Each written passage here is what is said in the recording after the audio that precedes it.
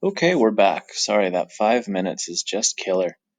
Where we left off, we were just describing how we need to change the denominator to be the same number before we can add the numerators, but if we change the denominator by multiplying, we have to do the same to the numerator.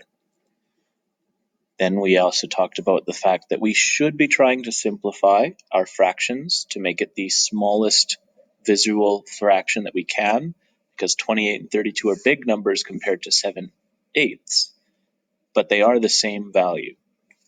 And so to make that smaller, of course, we divide by a common number that both can be divided by, and it's the same number on the top as it is the bottom. All right, back to the first question itself. While I do want you to add these fractions for question 1 on the front page, page 27 of your notebook, the question itself is only asking for the LCD, which is the lowest common denominator. So again, that job is to find out what is the smallest number I can use as a denominator for both fractions.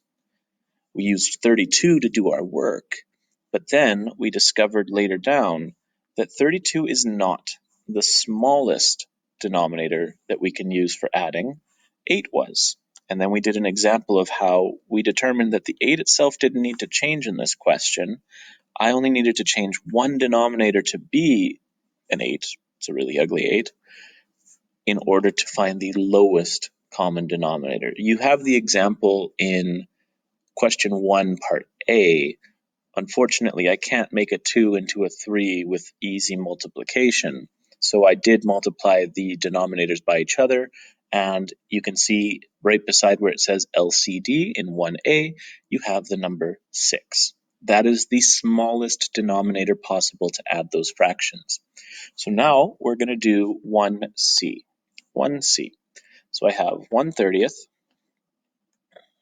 plus 1/6. I could multiply these by each other. I could say 6 times 30 and 30 times 6. That's going to get me a huge number. Instead, I want to try and use my math facts. Does the number 6 eventually multiply by something in order to become 30? I'll give you a few seconds to think for yourself. This is like Dora the Explorer. Very good, that's right. 6 times 5 makes 30. But if I do that to the bottom, I have to multiply the numerator, the top, by the same amount. So in the end, this will become 1/30 plus 5/30. And that I can make 6/30. The question now is, can I make this fraction smaller again? Is this fraction something that I can squeeze into a smaller number while maintaining the same value? What I want to do now is I might want to divide the numerator by something to make it smaller. The first test that you always want to try is dividing by 2. Can I divide both numbers by 2? Yes, I can. Dividing both numbers by 2 is going to get me 2 3/15. Can't divide these numbers by 2. Can I divide them both by 3? Yes, I can. And that's going to get me to 1/5. Bet you didn't think about that when you were adding 6ths and 30ths together, but that's just how it's going to work.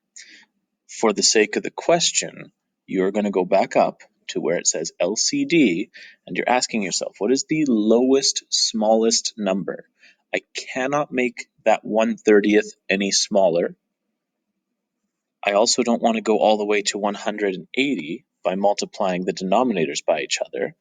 We determined that the smallest denominator possible for this question is going to end up being 30.